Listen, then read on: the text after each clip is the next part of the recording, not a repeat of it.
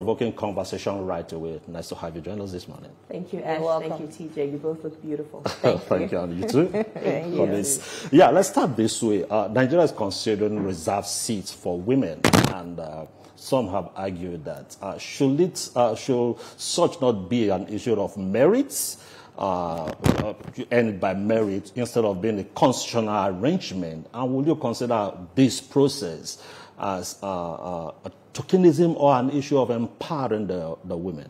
Thank you once again, and brilliant question. This is a question we keep on getting as we advance our campaign for the Reserved Seats for Women's Bill. Most times when the question comes up is because people are not privy to the intricacies of the bill. The Reserved Seats for Women's Bill is looking to add 74 additional seats in the National Assembly and 108 additional seats across the 36 states assemblies for women to contest. It's not appointive, it's not tokenism, it's a contest amongst women. So what we are asking for is that in order to shore up the abysmal representation of women in Parliament, which is less than 5%, we are ranking at the very bottom in Africa, 54 out of 54. And we call ourselves the giants of Africa when it comes to women's representation in Parliament. So what this temporary special measure is looking to do is that for the next 4 election cycles, which is equivalent of 16 years, we're looking to have this temporary special measure, which is the Reserved Seats for Women's Bill, that would give women reserved seats to contest amongst one another. So APC will bring forth its candidate, PDP will bring forth its candidate, Labour Party, and the likes. It's a contest, is not tokenism. It's not going to be handed to women on a platform. You said temporal. Yes. When it becomes a constitutional provision, yes, it's no longer a temporal, so it's still permanent. Temporary. So we're looking to amend sections 48, 49, 71, 77, 91, and 117 of the Constitution. And enshrined in the Constitution when this bill becomes law, because it will become law, it's going to also state that it's for 16 years.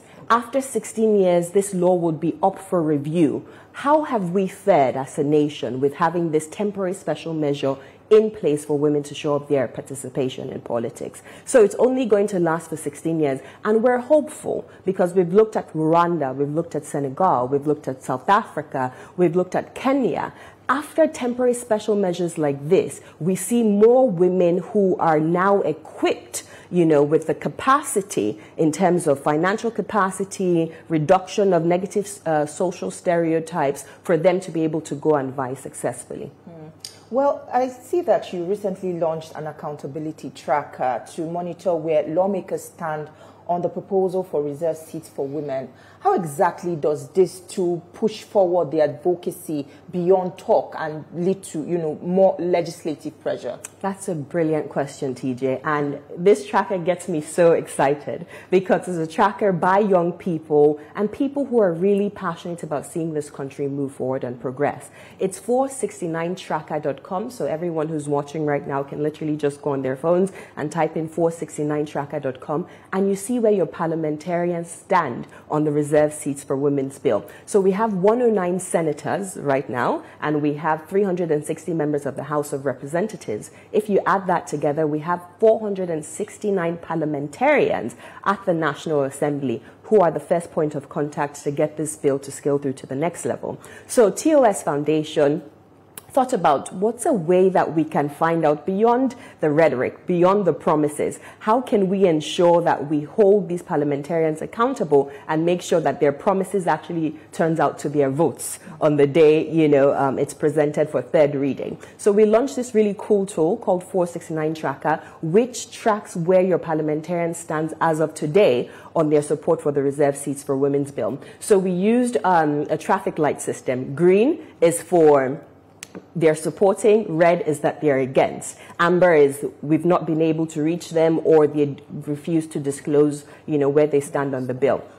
So right now we have a lot of support. We set up a situation room at our National Secretariat for the Reserve Seats for Women's Bill campaign, and our young techies and advocates are calling all the parliamentarians. We have all their details, and they're asking them their stance. We're meeting with them one-on-one. We are using AI to track their public statements about the bill, and that is the information that we're collating to feed into this tracker to ensure that we know where they stand before the voting. And this will keep on changing. So, for example, if I conversed with a lawmaker yesterday and he or she told me she was in support of the bill, then 1 week later they changed their minds, that would also be fed into the tracker. So it's a live system. Every day it's being, updated, and you can see real-time, real information on where your parliamentarians stand. And it also helps you to hold them accountable, right? So if you're from Kebbi State, for instance, and you see it's red, you need to call your parliamentarians from Kebbi State to ensure that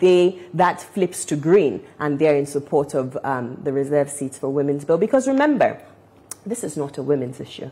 It's a nation-building imperative. It's a democratic issue. We cannot claim to be practicing democracy and we're leaving 50% of our population behind. As you're both well aware, women make up 50% of Nigeria's population, but less than 5% representation in parliament.